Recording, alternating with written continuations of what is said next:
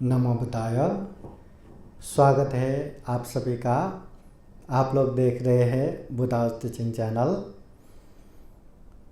वर्षावास विशेष उपलक्ष्य में हम हर दिन शाम के 7 बजे आप लोगों को प्रत्यक्ष विशेष धम्म देशना लेके आते हैं। तो आज भी विशेष धम्म देशना लेके आए हैं। सर्वप्रथम आप लोगों के जीवन में बुद्ध का आशीर्वाद, धम्म का आशीर्वाद, संघ का आशीर्वाद हमेशा हमेशा रहे, ऐसी कामना करते हैं। तो आइए ज़्यादा समय न लेते हुए आज का धम्म देशना शुरू करते हैं। आप लोग बुद्धास टीचिंग चैनल से इसी तरह जुड़े रहिए। चैनल को सब्सक्राइब करके नोटिफिकेशन का बेल दबा के रखिए ताकि बुद्धास टीचिंग चैनल में जितने भी नए नए वीडियो आएंगे आप लोगों को सीधा नोटिफिकेशन या जानकारी आ जाएगा। ये वीडियो आप देखिए, अपनों को दिखाइए। आइए हम सब मिलके बुद्ध के मानव हित कल्याणकारी धम्म को घर घर पहुँचाए, घर घर पहुँचाए। आइए आज का धम्म देशना शुरू करते हैं। समन्ता चक्रवालेषु अत्रा गच्छन्तु देवता सततं मुनिराजः सर्गमोक्षदां धम्मश्रवणकालो अयं वदन्ता धम्मश्रवणकालो अयं वदन्ता धम्मश्रवणकालो अयं वदन्ता। नमो तस्सा भगवतो अरहतो सम्मा सम्बुद्धास्सा। नमो तस्सा भगवतो अरहतो सम्मा सम्बुद्धास्सा। नमो तस्सा भगवतो अरहतो सम्मा सम्बुद्धास्सा। नहि वेदेन वेदानि सम्मन्ति कदाचन अवेदेन च सम्मन्ति ये धम्मो सनातनो। पुत्तमत्ति धनमत्ति इति बालो विहन्यते तत्तयतनो नास्ति कुतो पुत्रा कुतो धनं। पुण्यं ते पुरुषो कैलासे तं पुनः पुनः तं विखन्दं कैलाथ सुखो पुण्यसौचयो।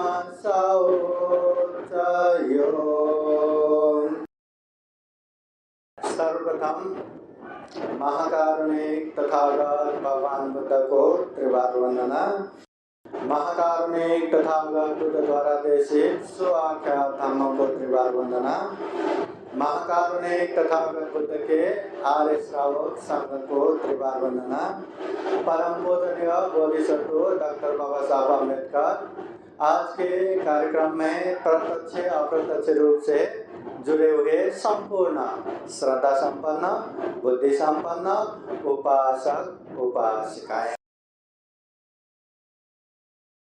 महाकारुणिक तथागत बुद्ध ने हमारे जीवन सुख शांतमय बनाने के लिए ढेर सारा उपदेश दिया है।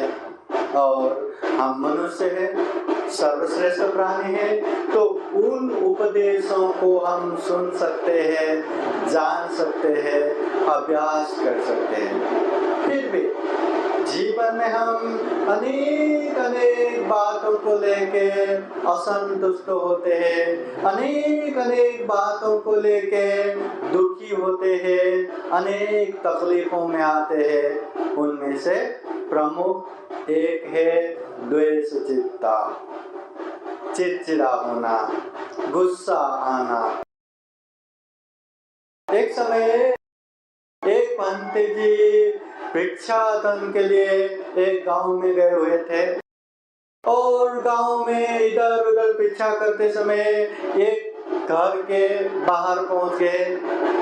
जैसे अंदर के एक महिला ने देखे, अरे पंडित जी आए हैं, चलो खाने के समय में आए हैं, कुछ न कुछ देता हूँ करके दौड़ा दौड़ा खाने की चीज लेके गए। पंडित जी के पात्र में डालने वाले थे कि उनकी नजर पंडित जी के चेहरे पे पड़े। पंडित जी शांत रूप में बैठे थे। पंडित जी के चेहरे पे खूब शांत भाव था, खूब आनंद भाव था। ये देख के वो उपासिका के मन में ऐसा लगा, अरे हमारे मन में कभी भी शांति नहीं, कभी भी आनंद नहीं, हमेशा अनेक अनेक दुख, तकलीफ, पीर, चिंता रहता ही है। और पंडित जी के चेहरे पे इतना शांत भाव है, इतना आनंद भाव है, क्यों ना पंडित जी से पूछा जाए।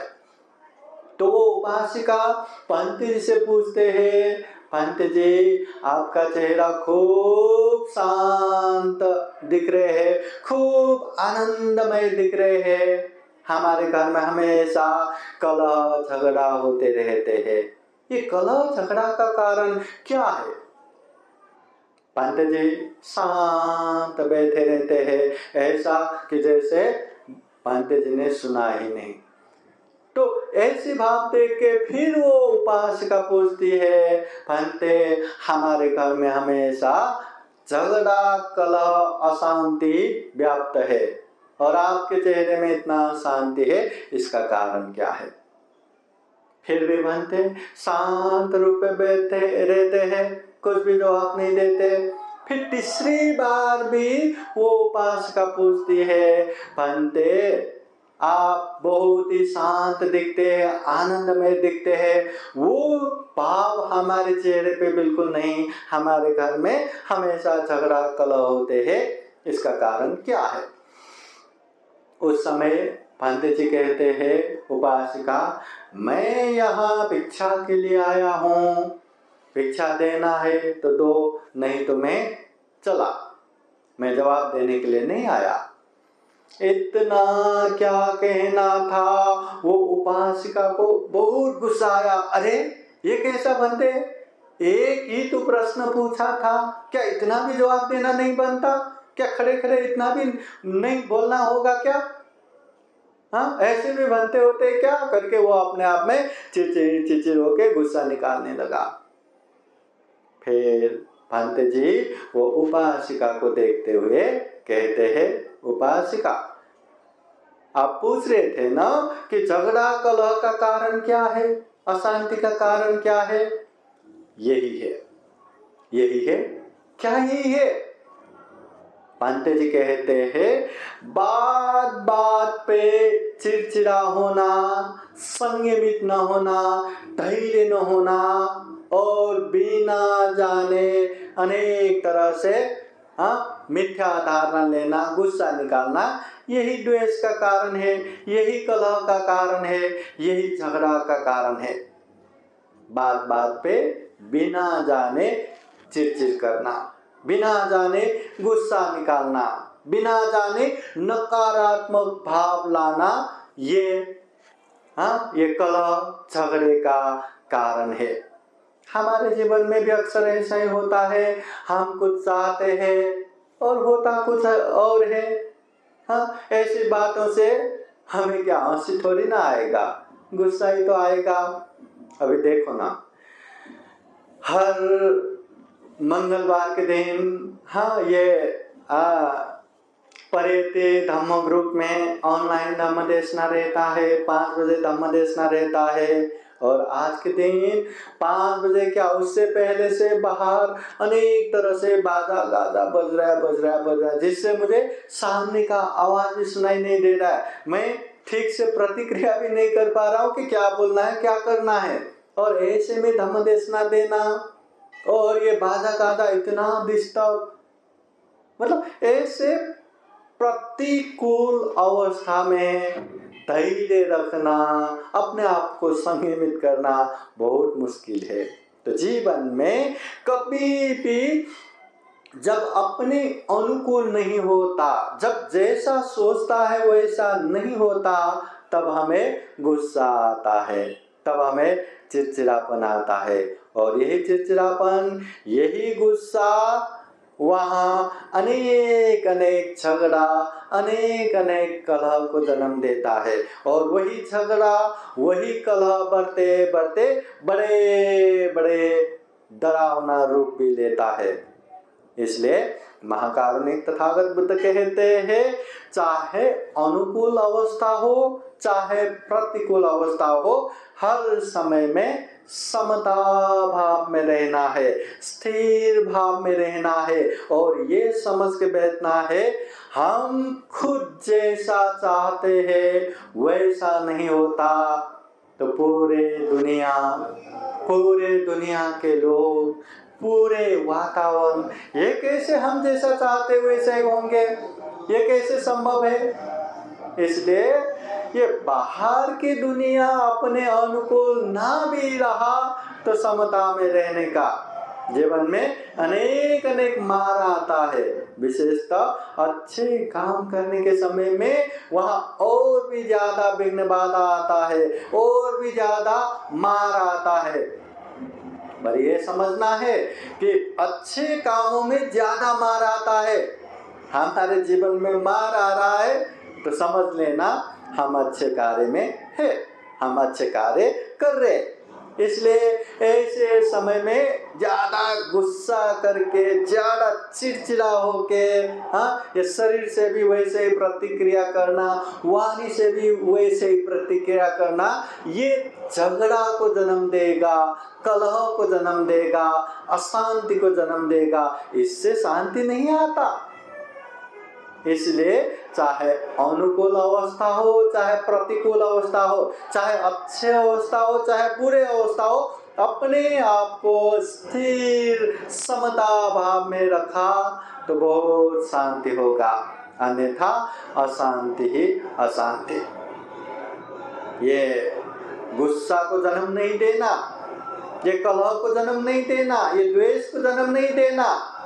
अभी द्वेष बोले तो जैसे अपने अनुकूल कुछ नहीं होता, या दुनिया ने कितना भी हमें अच्छा किया हो, दुनिया ने हमें कितना भी उपकार किया हो, वो उपकार को भूल के थोड़ा भी गलती किया हो, थोड़ा भी गलत किया हो, वही गलतियां, वही वो भूल, वही जो अपराध किया है या कोई गलती किया है, उसी को याद करके उसने मुझे ऐसा किया था, उसने मुझे ऐसा बोला था, उसने मुझे ऐसा सोचा था, ठहरो मेरी भी बारी आएगी, मैं भी उसको ऐसा दिखाऊंगा वैसा दिखाऊंगा करके जो अंदर ही अंदर जो गुस्सा लाते हैं, इसी को द्वेष कहते हैं। और ये द्वेष भाव ज्यादा बढ़ने से इंसान कुछ भी करने के लिए तैयार होता है। वो नहीं सोचेगा हिंसा नहीं करना चाहिए, वो नहीं सोचेगा चोरी नहीं करना चाहिए, वो नहीं सोचेगा काम मिथ्याचार व्यभिचार करना चाहिए, वो नहीं सोचेगा झूठ नहीं बोलना चाहिए, वो नहीं सोचेगा अमल नशा पता सेवन नहीं करना चाहिए। दुनिया में जितने भी गलत काम है, अकुशल काम है, पाप काम है, सारा का सारा करने के लिए तैयार होता है। इसलिए जहाँ द्वेष होता है वहाँ अकुशल होता है, वहाँ पाप होता है, वहाँ दुख होता है, वहाँ अशांति होता है। और ये गुस्सा, ये द्वेष भाव को जागने नहीं देना चाहिए। ये एक बार जागा तो बढ़ते बढ़ते बढ़ते जाते हैं, अपने आप खत्म नहीं होता। इसलिए तथागत बुद्ध धम्म पद के एक गाथा में उपदेश देते हैं। तथागत बुद्ध कहते हैं, नहीं वेरे न वेरानी सम्मन्ति कुदाचनं अवेरे न च सम्मन्ति ये स धम्मो सनातनो। ये स धम्मो सनातनो, ये सनातन से, ये पहले से चले आए धम्म है। क्या धम्म है? नहीं वेरे न वेरानी, वैर से वैर भाव, सम्मन्तित कुदाचनं, कदापि शांत नहीं होता, कदापि समन नहीं होता। कोई गुस्सा कर रहा है और दूसरा भी गुस्सा ही करेंगे तो वहां वो गुस्सा खत्म नहीं होता। कोई वैर भाव लाते हैं, दूसरा भी वैर ही करते रहेंगे तो वो वैर बढ़ते जाएगा, पर शांत कदापि नहीं होगा। इसलिए तथागत बुद्ध कहते हैं, अवैरेण च सम्मन्ति, अवैर भाव से, मैत्री भाव से ही ये वैर भाव शांत होता है। यही पहले से चले आए धम्म है। कोई गुस्सा करता है, दूसरा भी गुस्सा किया तो वो शांत नहीं होता, वो और बढ़ेगा, वो और ज्यादा गुस्सा करेगा, वो भी और ज्यादा गुस्सा करेगा, वो मुंह छोड़ेगा, वो भी ज्यादा मुंह छोड़ेगा, वो हाथ छोड़ेगा, वो भी हाथ छोड़ेगा, वो पैर छोड़ेगा, वो भी पैर छोड़ेगा, वो इधर उधर का हाथ हथियार छोड़ेगा, वो भी इधर उधर का हाथ हथियार छोड़ेगा।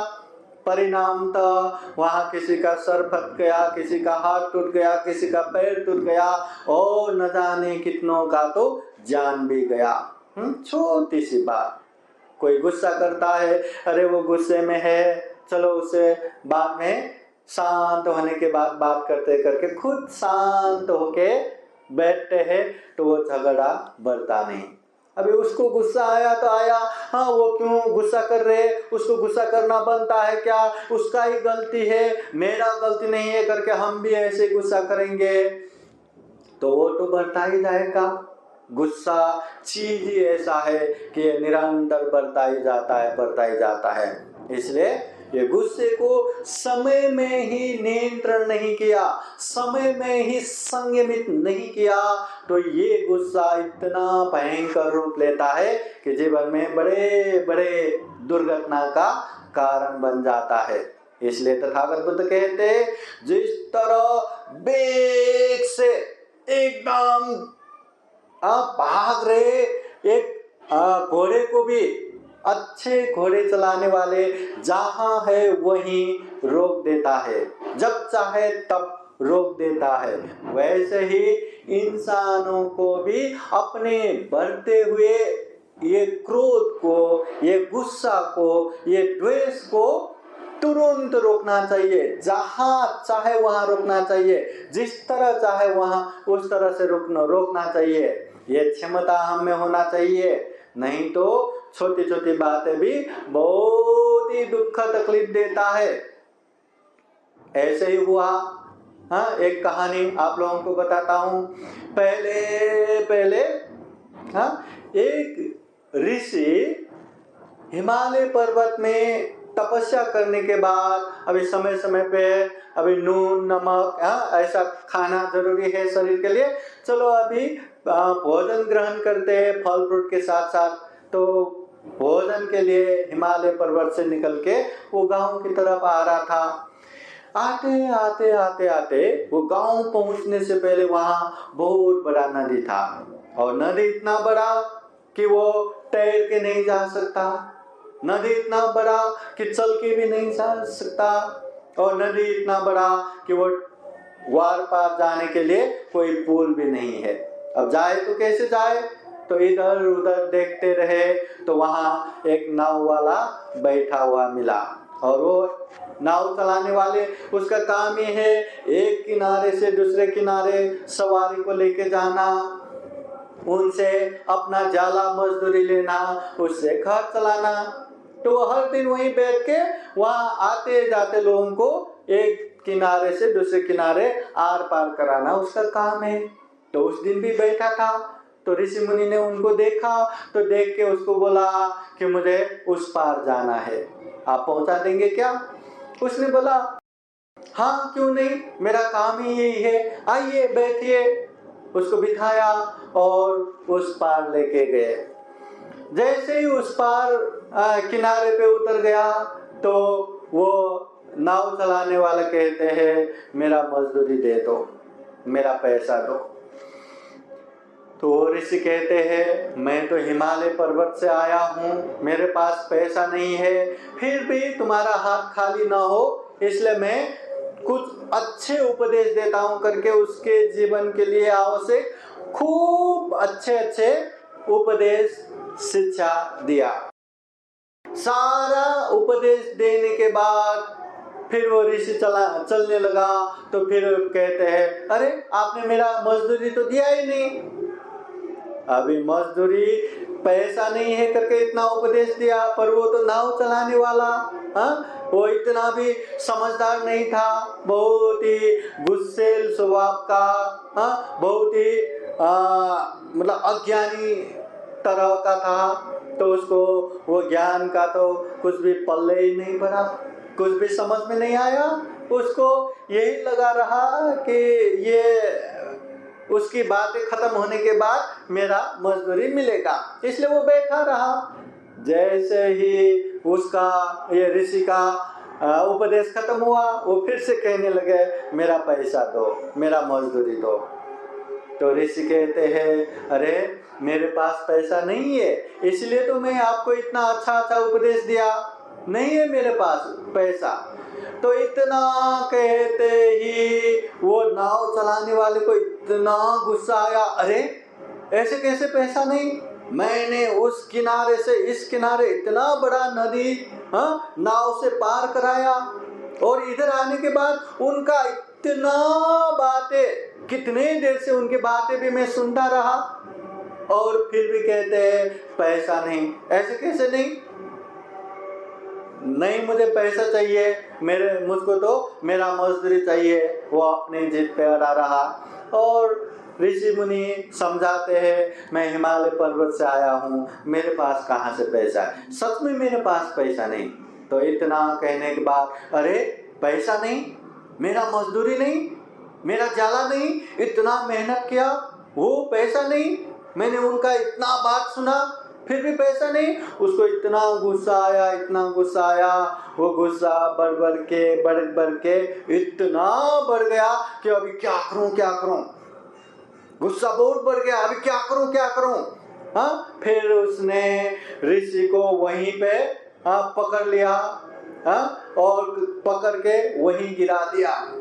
फिर भी उसका गुस्सा खत्म नहीं हो रहा है। फिर क्या करते, अपना पैर ऋषि के छाती पे लगाते, फिर भी गुस्सा खत्म नहीं हुआ।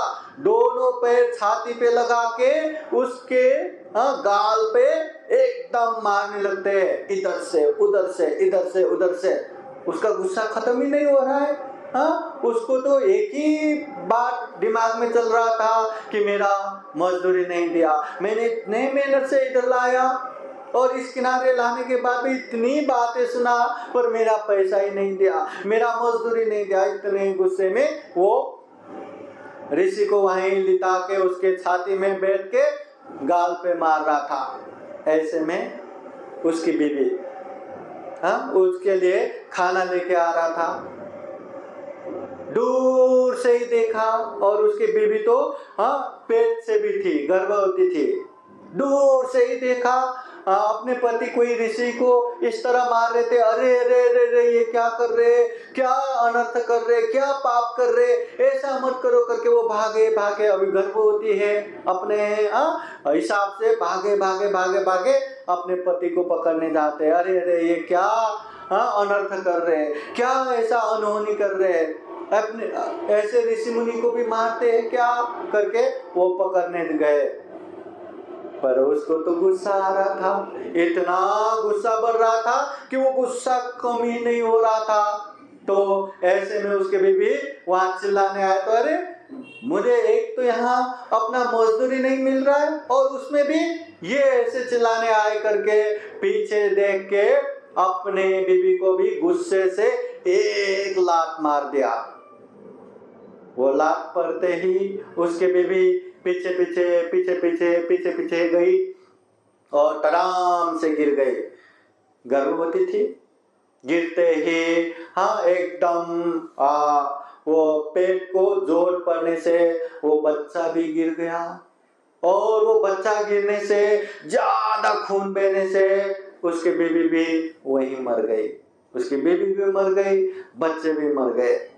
और ये देख के हाँ तब जाके उसका आंखें खुलता है, अरे ये मैंने क्या किया। वो नाव चलाने वाले हाँ ऋषि को छोड़ के भागा भागा अपने बीवी के पास जाते हैं, देखते हैं बीवी भी जा चुकी थी, देखते हैं बच्चे भी समय से पहले गर्भपात होने से वो भी मर चुके थे। फिर अपना छाती पकड़ के चिल्लाने लगते हैं, रोने लगते हैं, शोक संताप करने लगते हैं। पर उसके शोक संताप से अभी उसके बच्चे, उसकी बीवी थोड़ी ना वापस आने वाले। और इतना ही नहीं, हाँ जैसे वो उसके बीवी और बच्चे मर गए, यहाँ वहां से लोग जमा हो गए, गांव से लोग जमा हो गए, अरे ये अपने बीवी को मारने वाले, ये अपने बच्चे को मारने वाले। लोगों ने उसको पकड़ के कसीट के उसको ये जेल में भी लेके गया। देखो देखते ही देखते छोटे से गुस्से की वजह से, अभी ऋषि मुनि है, उनके पास पैसा नहीं, चलो आशीर्वाद ही लेते हैं करके उतना कह के वो थोड़े से एक किनारे से दूसरे किनारे तक लाने का थोड़े से मजदूरी, थोड़े से जाला के लिए जाने दो, रहने दो, आशीर्वाद ही मिला करके छोड़ दिया होता तो शांति शांति था। नहीं, मैंने इतना मेहनत करके लाए और मेरा मजदूरी नहीं दिया करके वो गुस्सा को इतना भड़काया। एक तो ऋषि मुनि हिमालय पर्वत में तपस्या करके आए हुए ऐसे पवित्र ऋषि मुनि को लिटा के उसके छाती में बैठ के इतना मारा, और उधर अपने बीवी को लात मारने से बीवी बच्चे दोनों मर गए। देखो ये हत्या का भी ये पाप लग गया, और उल्टा जिंदगी भर जेल में भी सड़ना पड़ा छोटे से गुस्से के लिए। जीवन में ऐसा ही होता है, हर बड़े बड़े दुर्घटना का कारण छोटे छोटे गुस्से से शुरू होता है। छोटे छोटे गुस्सा वो दब के उसको जमा करके ऐसे बम जैसा बनाते हैं कि समय आने पे वो विस्फोट हो जाता है। तो उससे अपना भी खत्म, दूसरों का भी खत्म। गुस्सा कभी किसी का भला नहीं करता, न सामने वाला का करता है न अपने लिए करते हैं। इसलिए एक कहावत भी है, हम किसी को गुस्सा करके, द्वेष भाव रख के, क्रोध जगा के मैं तुम्हें छोड़ूंगा नहीं करके जिस तरह उसको उंगली दिखाते हैं, तो देखना एक उंगली तो हम उसके तरफ दिखा रहे, बाकी के सारे उंगली अपने तरफ ही रहता है। कभी बच्चे गुस्से में आके सामने वाले को गुस्सा करके क्या करो करके कीचड़ निकाल के उस पर फेंक देते। वो कीचड़ उस तक पहुंचे या न पहुंचे, सबसे पहले खुद को ही लगता है। गुस्सा ऐसा ही है, जब भी हम गुस्सा जगाते हैं, ये गुस्से से दूसरों का हानि नुकसानी करे या ना करे, सबसे पहले खुद का ही हानि करता है, खुद का ही नुकसानी करता है। और ये गवाह ये समाज है, ये दुनिया है, जहाँ जहाँ जो जो गुस्सा निकाला, या तो खुद का बर्बाद कर दिया, परिवार का बर्बाद कर दिया, समाज का बर्बाद कर दिया, बड़े बड़े दुर्घटना का कारण बन गया। इतना दुर्लभ जीवन, इतना सर्वश्रेष्ठ जीवन तहस नहस हो गया। इसलिए महाकारुणिक तथागत बुद्ध कहते हैं ये द्वेष भाव नहीं जगाना। हर चीज में हमें पॉजिटिव देखना है, नेगेटिव नहीं देखना। नेगेटिव द्वेष भाव जगाता है, पॉजिटिव मैत्री भाव जगाता है। इसलिए हमेशा हमें ये पॉजिटिव सकारात्मक भाव से हमें आगे बढ़ना चाहिए। ये तथागत बुद्ध का उपदेश है। विशेषता द्वेष भाव से दूर रहने के लिए एक चीज ये भी समझना है कि सकारात्मक सोचना है। हाँ, कोई भी इंसान अच्छा करे या बुरा करे, 3 चीजों से करता है। या तो शरीर से करता है, या वाणी से बोलता है, या मन से सोचता है। ये 3 चीज ही है, शरीर, वाणी, मन। हाँ, तो इसमें तथागत बुद्ध कहते हैं, अगर किसी का वाणी अच्छा नहीं, वाणी बिल्कुल अच्छा नहीं, पर वो शरीर से भी अच्छा करता है या मन से भी अच्छा करता है, जो अच्छा नहीं उसको उपेक्षा भाव रखो, जो अच्छा है उसको याद करके मैत्री भाव रखो, द्वेष भाव मत रखो। वैसे ही किसी का मतलब शरीर से अच्छा नहीं करता, किसी का मन से अच्छा नहीं सोचता, जो अच्छा नहीं सोचता उसको रहने दो, जो अच्छा सोचता है वो याद करके उसको मैत्री भाव करो। और किसी का तो शरीर से भी अच्छा नहीं करता, वाणी से भी अच्छा नहीं बोलता, मन से भी अच्छा नहीं सोचता, ऐसे समय में क्या करना? ऐसे समय में वो बेचारा अज्ञानी है, वो अपने लिए ही दुख का कारण बन रहा है बेचारा, उसका भी कल्याण हो, उसका भी मंगल हो करके उसको भी मैत्री भाव देना है। किसी भी तरह से हमें सकारात्मक ही सोचना है, नकारात्मक नहीं। कहते हैं एक इंसान का अच्छा देखते जाएंगे तो जिंदगी भर उसको वाह वाह करते रहेंगे तो उसकी अच्छाई खत्म नहीं होता। मगर उसी का बुराई देखते जाएंगे तो जिंदगी भर छी ऐसे इंसान, ऐसा छी और दूर करके कितने भी उसको थू करके जाएंगे तो भी वो गुस्सा खत्म नहीं होता, तो भी उसका बुराई खत्म नहीं होता। तो हमें अच्छा सोच के मैत्री भाव रखना है या बुरा सोच के द्वेष भाव रखना है, ये हमारे ऊपर ही है। जीवन में ऐसी अवस्थाएं आते रहते, कभी अच्छा कभी बुरा होता ही रहता है, जिंदगी है। अगर हम हर अच्छाई में एकदम ज्यादा खुशी होते रहेंगे, हर बुराई में ज्यादा ही दुखी होके ज्यादा ही गुस्सा करते रहेंगे, तो ये दुर्लभ जीवन तो गया, ये सर्वश्रेष्ठ जीवन तो गया। एक समय महाकारुणिक तथागत बुद्ध रास्ते पे चल रहे थे, भिक्षु संघ भी बहुत सारे थे, और उधर दूसरे लोग भी वहां चल रहे थे, ऋषि मुनि वो लोग भी। तो वहां कोई भगवान बुद्ध का और भिक्षु संघ का प्रशंसा करते हैं और कोई निंदा करते हैं।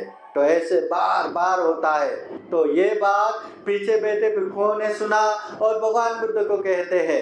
तो भगवान बुद्ध उस समय स्पष्ट बताते हैं, भिक्षुओं, इस दुनिया में किसी ने भी प्रशंसा किया या अच्छा बोला करके एकदम प्रफुल्लित होने की जरूरत नहीं है, खुशी होने की जरूरत नहीं है। हमें ये सोचना है कि इतना प्रशंसा किया तो वो गुण धर्म हम में है कि नहीं। अगर किसी ने निंदा किया, गलत बोला, तो एकदम दुखी होने की जरूरत भी नहीं है। हमें ये सोचना है कि वो जो निंदा किया वो अवगुण हम में है कि नहीं। अगर ऐसा अवगुण है तो उसको धीरे धीरे दूर करो। अगर प्रशंसा कर रहे तो वो गुण हम में है कि नहीं।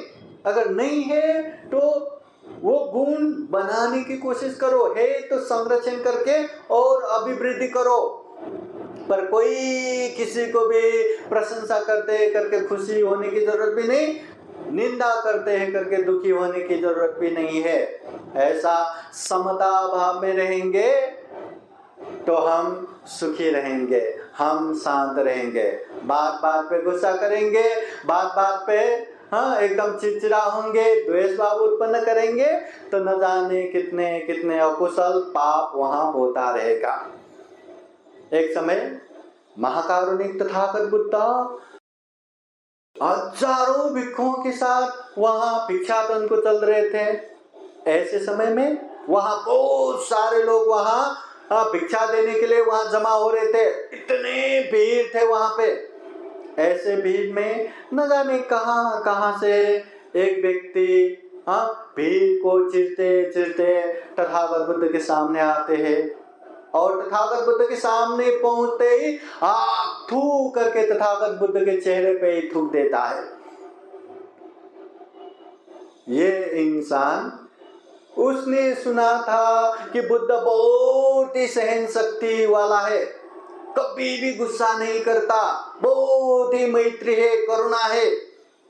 तो उसको लगा कोई एक इंसान में इतना सहन शक्ति कैसे हो सकता है, चलो मैं परीक्षण करता हूँ, सबके सामने तथागत बुद्ध को मुंह पे थूकता हूँ, इतना करने से गुस्सा तो आएगा ही। और वो गुस्सा आया तो तथागत बुद्ध का तो पर्दाफाश हो गया।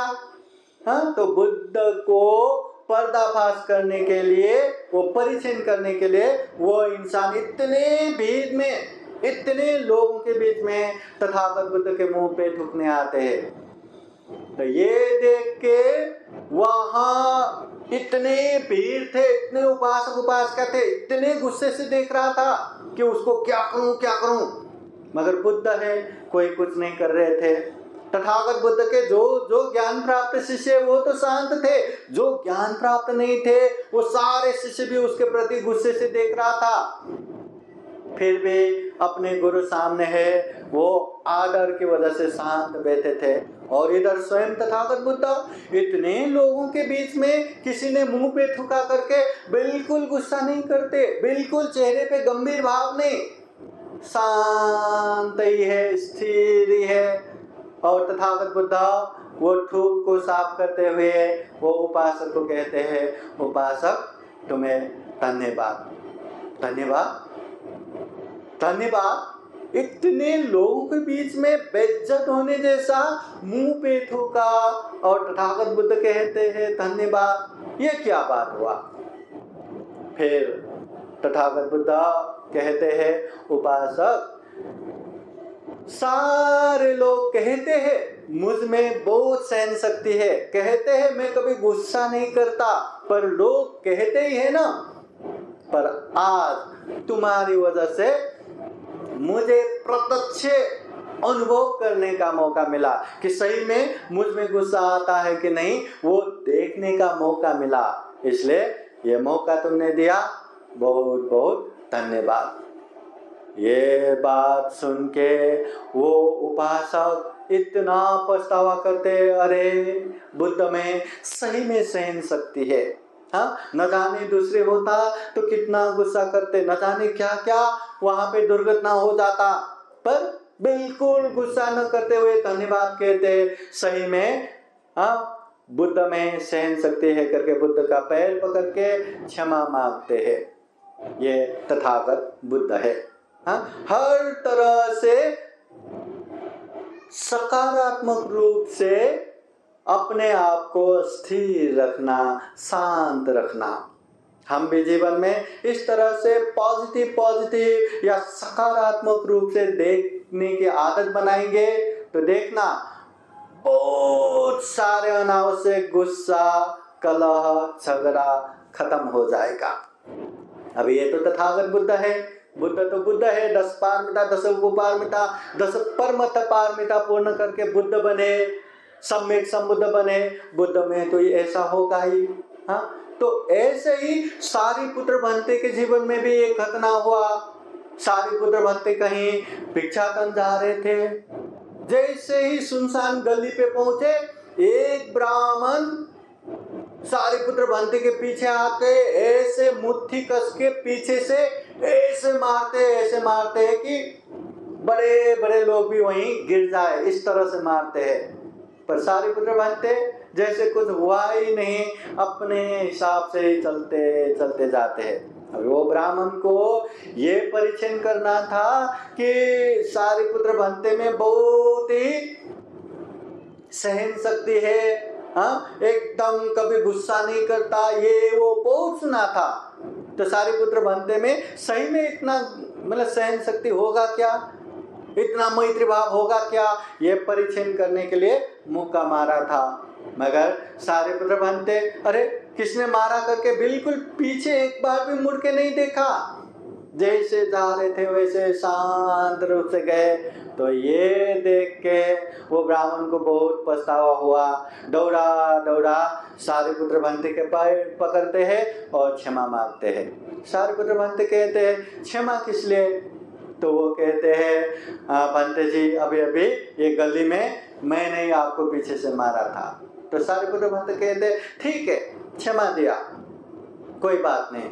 तो नहीं, आप मुझे क्षमा देंगे तो मेरे घर पे आज का भिक्षा लेना है, मेरे घर पे आपको भोजन लेना है। सारिपुत्र भंते कहते हैं ठीक है चलो।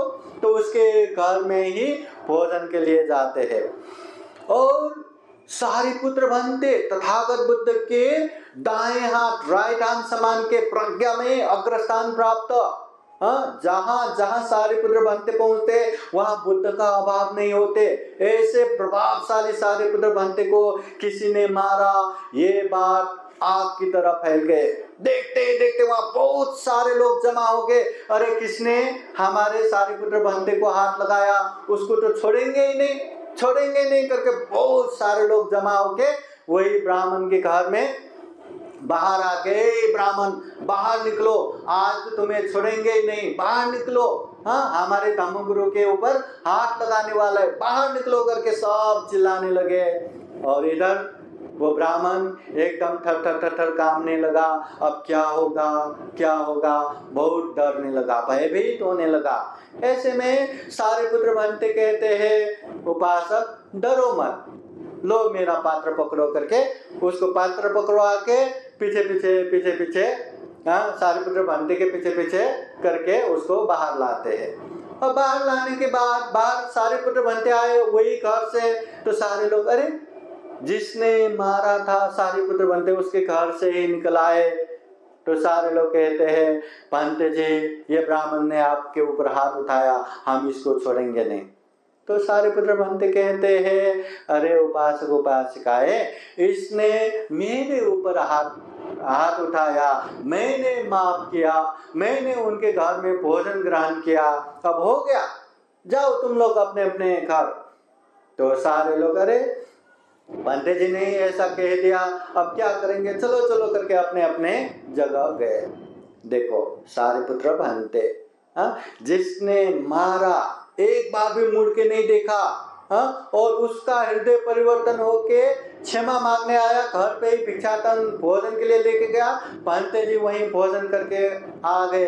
अगर वहां भोजन न जाता तो उपासक उपासिकाएं वो ब्राह्मण को क्या करता। तो सारिपुत्र भंते ने बड़े आराम से माफी दिया। इसलिए जीवन में ऐसा बहुत सारे होंगे, किसी ने मुझे मारा, किसी ने मुझे गाली दिया, किसी ने मुझे लूटा, किसी ने मुझे हराया, ऐसा बहुत बार जीवन में होता रहता है। अगर ये बात याद करके हम बैठेंगे तो बेचैनी कभी खत्म नहीं होगा, अशांति कभी खत्म नहीं होगा, द्वेष कभी खत्म नहीं होगा, वो गुस्सा क्रोध कभी खत्म नहीं होगा। इसलिए तथागत बुद्ध कहते हैं उसने मुझे मारा, उसने मुझे हराया, उसने मुझे लूटा, उसने मुझे ये किया वो किया, ये सब छोड़ दो, सबको दिल से माफ करो। और खुद ने गलती किया है तो दिल से माफी मांगो और ऐसी गलती फिर से मत करो। ऐसा करते करते आगे बढ़ेंगे तो जीवन में शांति भी होगा, सुख भी होगा और खूब अच्छे से रह पाएंगे। नहीं तो जीवन में सुख शांति बहुत ही मुश्किल है। जीवन में इस तरह का घटना बहुत बार होते रहते हैं। इसलिए कभी भी कहीं भी कुछ भी हो तो तुरंत हमें उसका प्रतिक्रिया नहीं करना, तुरंत हमें नकारात्मक सोच लाके उसके ऊपर गुस्सा करके नहीं बैठना। थोड़ा सा रुकिए, थोड़ा सा देखिए और हो क्या रहा है समझ लीजिए। अगर वहां कुछ गलत हो रहा है तो गलत क्यों हो रहा है सोचिए, और हम उस जगह पे होते तो हम क्या करते वो भी सोचिए। अगर ऐसा सोचेंगे तो वहां जो गुस्सा आना है, जो क्रोध आना है, वो बहुत हद तक कम हो जाता है। अगर ऐसा नहीं सोचेंगे, हर चीज में नेगेटिव सोच के बैठेंगे, तो वहां द्वेष भाव तो बढ़ना ही है, वहां क्रोध तो जागना ही है।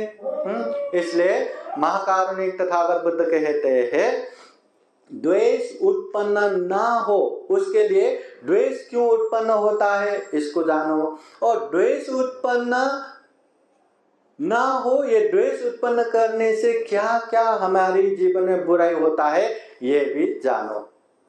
तो सबसे पहले महाकारुणिक तथागत बुद्ध ने ये द्वेष उत्पन्न का 10 कारण बताया है।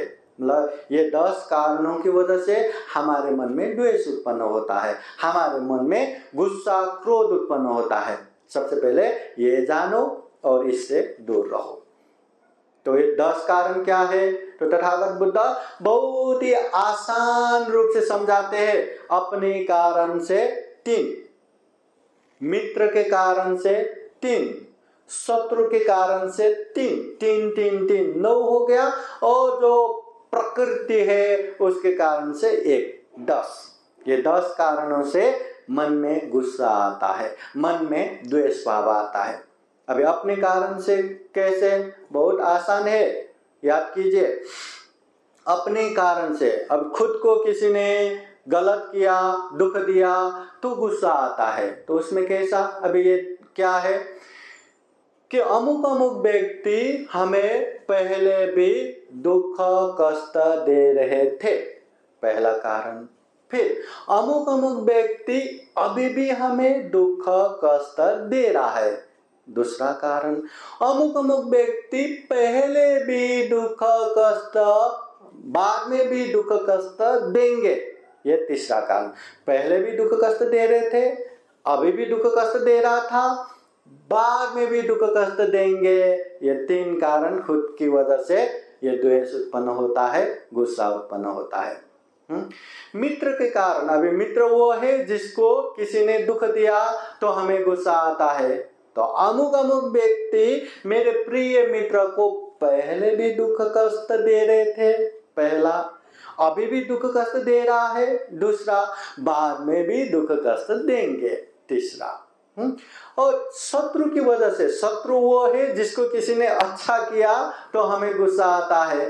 तो इसी तरह मेरे अप्रिय शत्रु को पहले भी अमुक व्यक्ति ने सहयोग किया, उपकार किया था, पहला, अभी भी उपकार कर रहे हैं, दूसरा, भविष्य में भी उपकार करेंगे, तीसरा। ये अपने कारण 3, मित्र के कारण 3, शत्रु के कारण 3। अभी एक बचा प्रकृति के कारण। अब प्रकृति के कारण कैसे? जो प्रकृति का नियम है, जैसा है वो चलता है, पर उसमें भी हमें गुस्सा आता है। देखो, कभी बारिश हुआ, अरे आज ही बारिश होना था क्या, और कभी बारिश नहीं हुआ, अरे बारिश ही नहीं हो रहा है, उसमें भी गुस्सा। कभी धूप लगा, अरे इतना धूप, कभी धूप नहीं लगा, अरे धूप ही नहीं लग रहा है, उसमें भी गुस्सा। जो प्रकृति का नियम है, हवा पानी ये वो, उसमें भी हमें गुस्सा आता है, उसमें भी हमें द्वेष उत्पन्न होता है।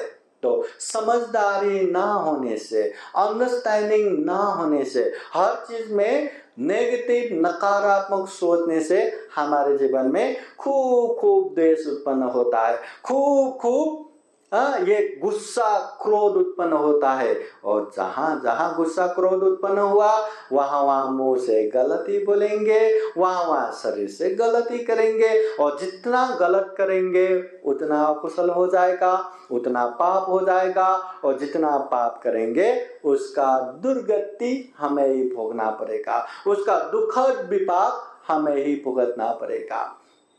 इसलिए महाकारुणिक तथागत बुद्ध कहते हैं, जीवन में सुख शांत पूर्वक रहना है तो इस तरह के द्वेष दुराभावना से दूर रहना है, इस तरह से गुस्सा क्रोध को खत्म करना है।